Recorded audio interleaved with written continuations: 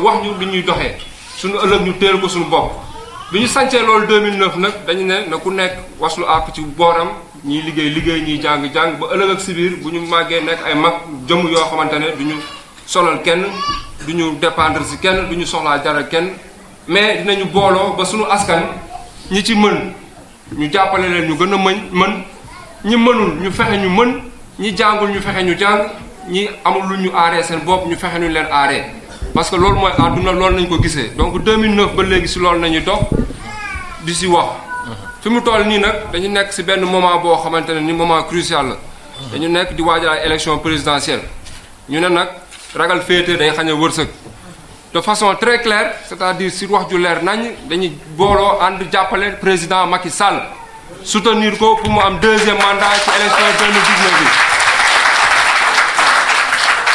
donc bi ñu waxtaanee suñu biir ñu d'accord ci loolu booloo ci loolu te si loolu nañu fas yéene liggéey tey suba ëllëg jàppale président Macky Sall pour mu am deuxième mandat li tax ñu koy jàppale lenn la parce que am nañu droit am nañu sañ-sañu jàppale ku ñu neex waaw ku neex ak ki la neex nga ànd ak moom Macky Sall moo ñu neex ñu ànd ak moom loolu mooy li njëkk li si topp mooy ñun ñëpp ay ndaw nañu dañuy liggéey ci bërëb muy suñu bërëbu papa muy suñu bërëbu kilifa ku si nekk te ku si nekk ci bërëb bi ngay liggéey njortu nga ni sa kilifa bu la mayoon tuuti wala mu déglu la tuuti bërëb boobu yow di nga ko ful Macky Sall ku ko seetlu loolu la def bi mu nekkee ci bërëbu Abdoulaye Wade nit ñeneen ñi nekk fa ñii di ragal ñii di jaay leneen dafa wane boppam dëggal boppam ber daara ba am li mu am donc jeune bu nekk war nga kaa mën a roy si loolu dëggal sa bopp gëm sa bopp àgg fi nga bëgg a jëm leneen li mooy bu jàppee du bàyyi day dëggal boppam ku koy mere ko ku koy ànd ak moom ci loolu ànd ak moom ci loolu te nit noonu nga war a mel boo nee fii laa jëm fa nga war a jëm mu neex mu naqari ñu xas la ñu bëgg la fa nga war a jëm président loolu lay def loolu lañu gis ci moom ñu ànd ak moom beneen bi si topp te mujj mooy ñeneen ñi nga xamante ne parce que nag boo àndee kenn am na ñeneen ñoo fa bàyyi ànd ak ñoom li tax ànduñoo ak ñoom mooy li président yi def lañu deful dëggaluñu seen bopp waxuñu ñu nit ñi lu leer ay dinaa ñëw ak du ma ñëw am naa carte d'identité aw ma carte d'identité sëriñ bi nee na ma noppi la ma wax ñu new ñu si loolu nit ñi da ngay dëggal sa bopp fulaa sa bopp ñu dëggal suñu bopp fulaa suñu bopp ànd ak yow loolu moo tax ñu fas yéene ànd ak président Macky Sall jàppale ko si élection 2019 yi ñu leen si woo ku si nekk góorgóorlu si def si yitteem def ko pas-pasam ñëpp wut seen carte d'identité ànd fal ko wax ji leer ñu fexe ñu doxalee suñu dëkk bés bu faloo tamit ñu ne ko ñoo la jàppale woon nga fal ñu c'est à ton tour nga jàppale ñu defal suñu dëkk parce que dañoo am ay nawle dañoo waxante ñoom lu leer te lépp lu ñu bëgg mooy defar dëkk bi donc loolu mooy wax ji ma bàyyi Serigne Abdoulaye Diouf mu wax ko ci français wasalaam.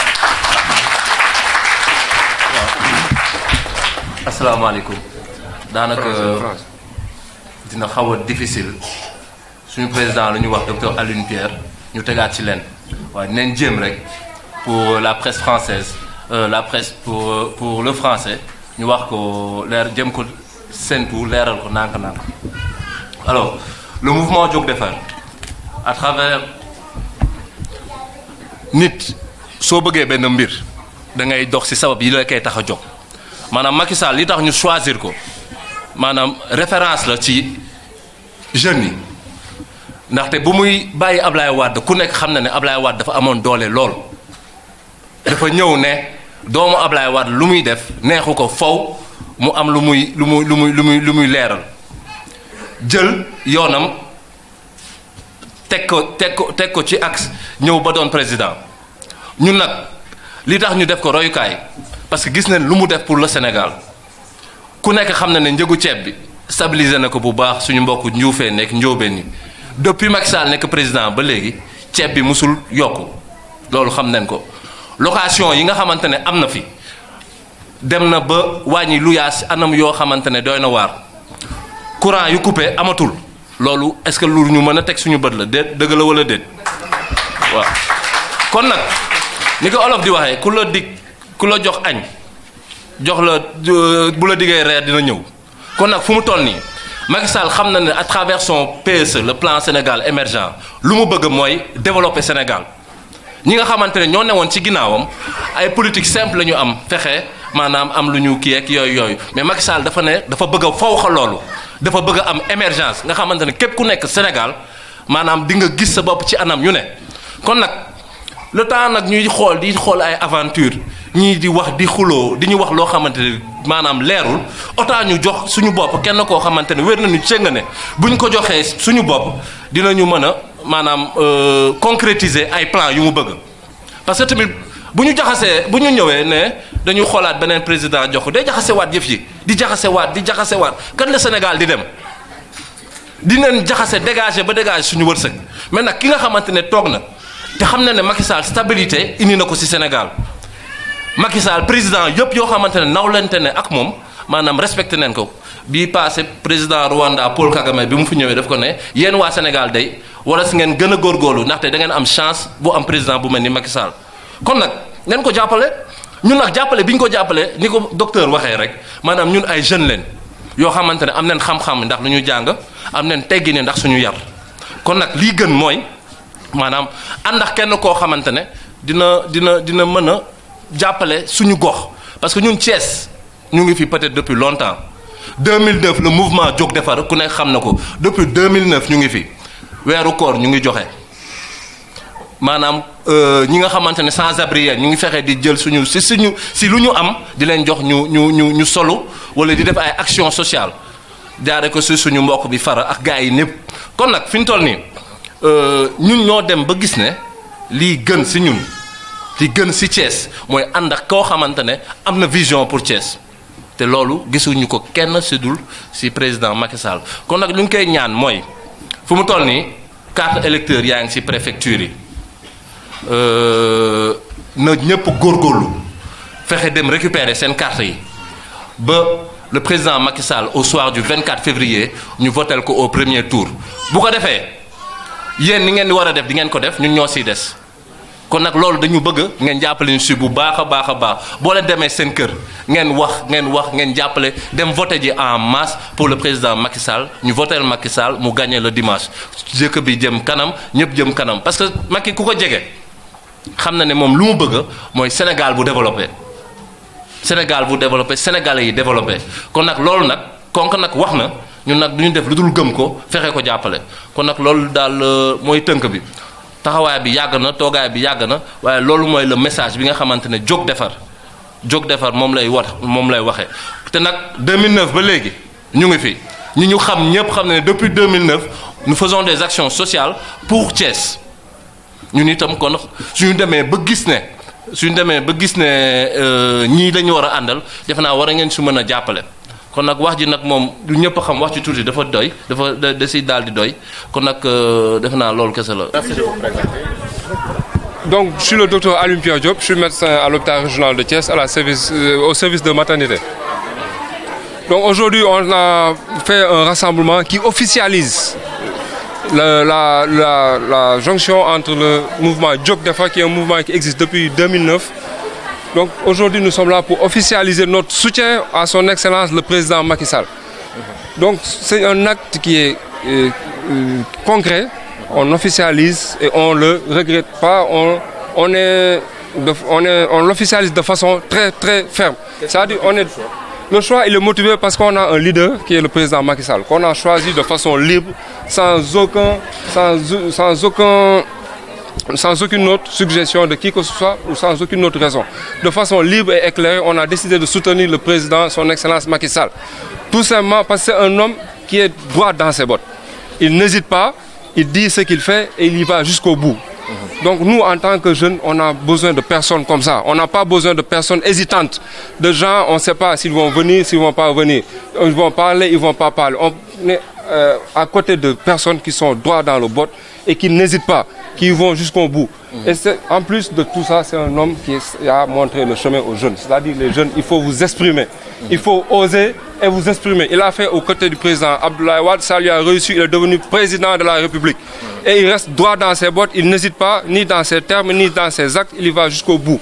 C'est tout le contraire de toutes ces autres responsables, de toutes ces autres personnes responsables politiques qui hésitent, qui sont là, qui ne sont pas là. Et comme on dit en Wolof, donc nous sommes là, nous nous assumons, nous soutenons le président Macky Sall et nous y allons jusqu'au bout pour sa réélection, Inch'Allah, en février 2019.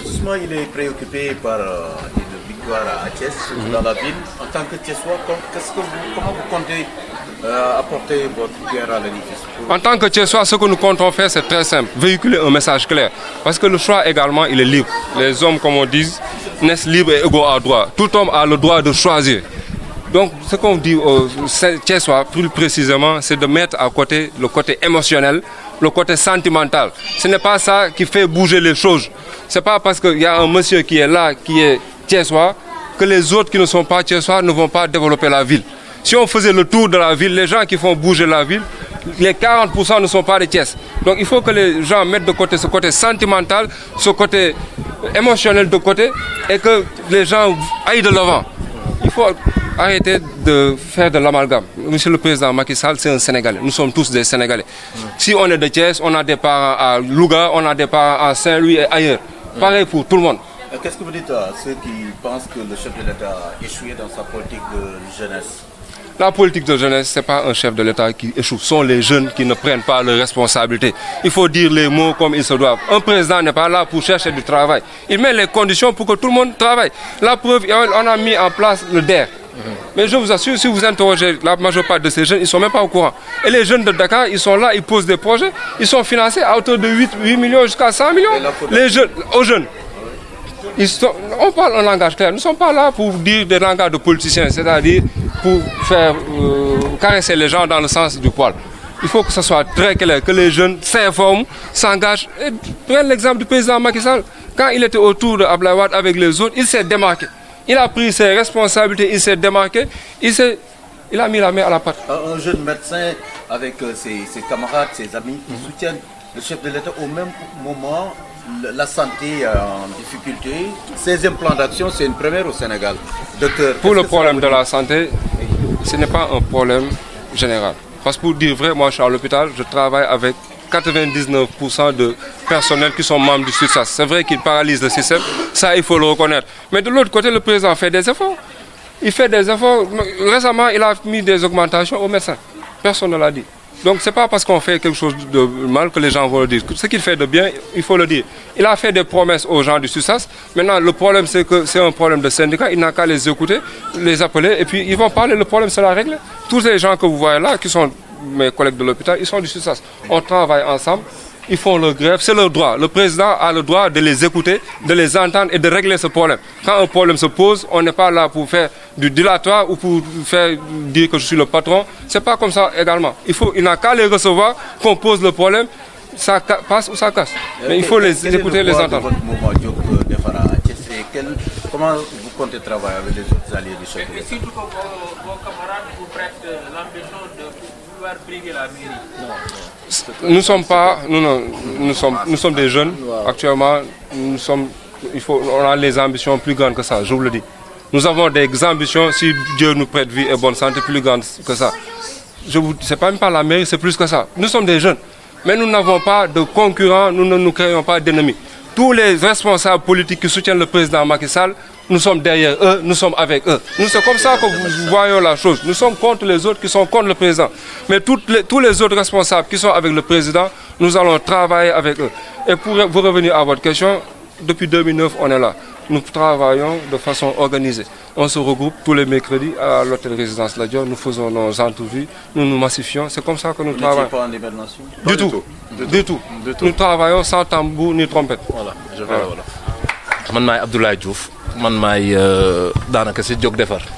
waaw kon nag bu baax. waaw jóg defar am na ñuy wax ne daa meloon dafa judd rek de boobu 2009 ba léegi déggaatul leen. non xam nga tey lan moo waral soutien bi ngeen bëgg a jàppale président. xam nga 2009 ba léegi c'est vrai que 2009 ba 2018 ça fait ay yàgg la judd rek de non xam nga Sénégal dafa bëgg sooy liggéey da ngay ñëw indi ay xalam ak di yëngu.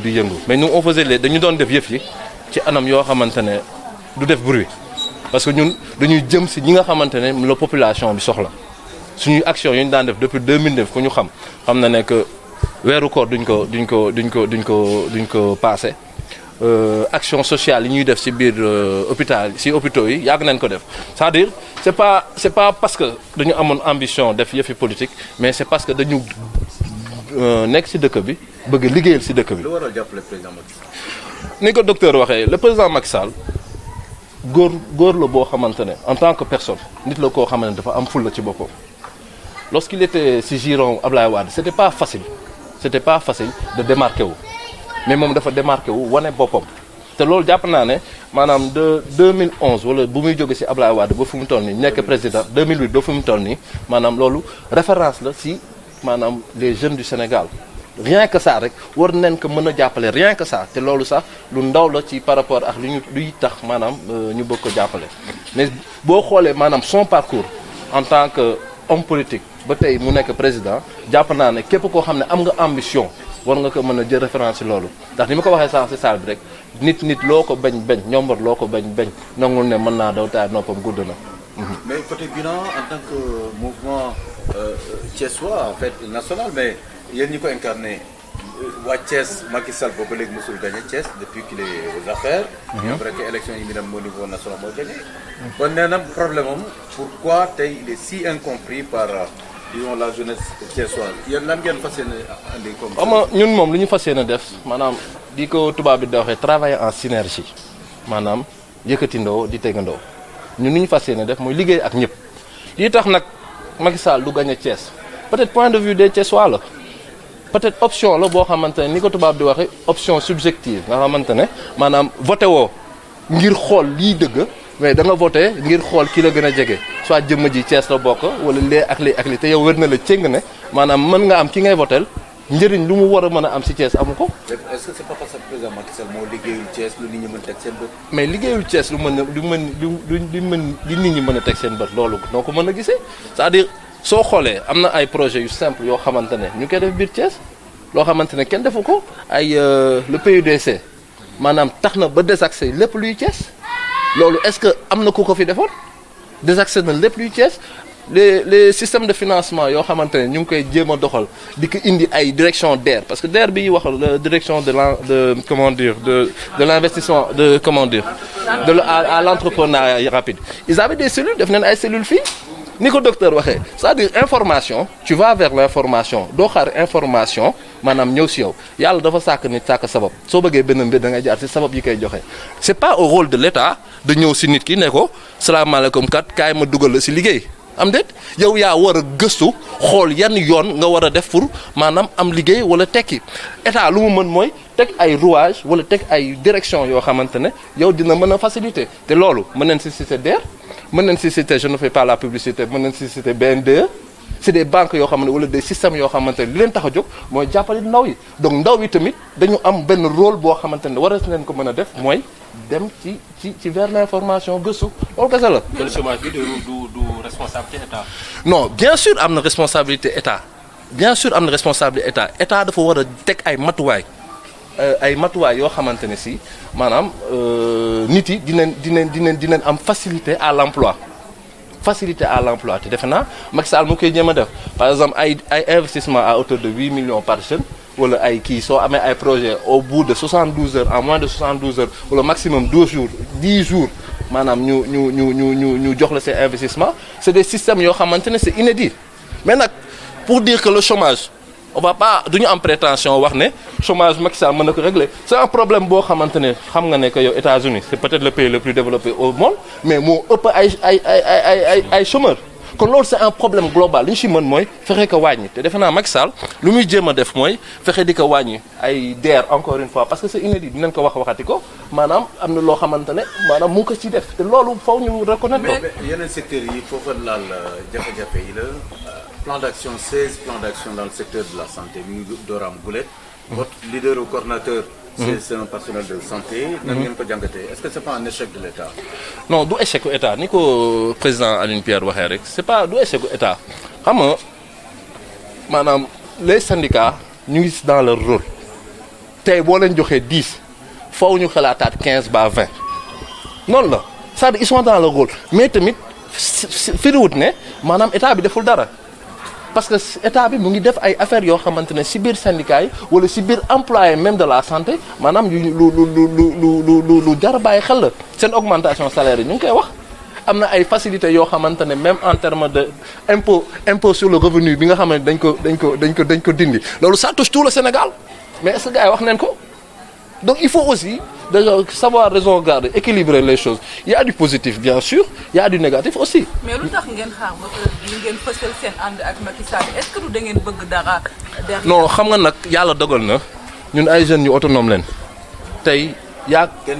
kenn tënkuñu parce que maanaam ni nga ko waxee suñu formation permettre nañu lu ñu bëgg nañ ko am suñu formation suñu éducation peut-être permettre suñu éducation ni nga koy waxee rek maanaam compétent de par la formation et intègre de par l'éducation ñun suñu doxalin on n'a pas besoin de peut-être d'être pistonné parce que ba dee suñu waxoon peut-être ñi nga xamante ne suñuy mbokk leen dëgg te nekk si jege président peut-être day doy waar mais ñooñu soxlaw ñu den ñun on est assez autonome on est ñi si ëpp si gars yi la plupart du temps soit am nañ seen société bopp wala ñu ngi def seen mbiru bopp donc on n'a pas besoin. mais concrètement ban njëriñ fan ngeen mën a jàppale président Macky Sall pour mu yokk électorat fii à Thiès. ça apparemment yéen vous étiez dans un phase clos.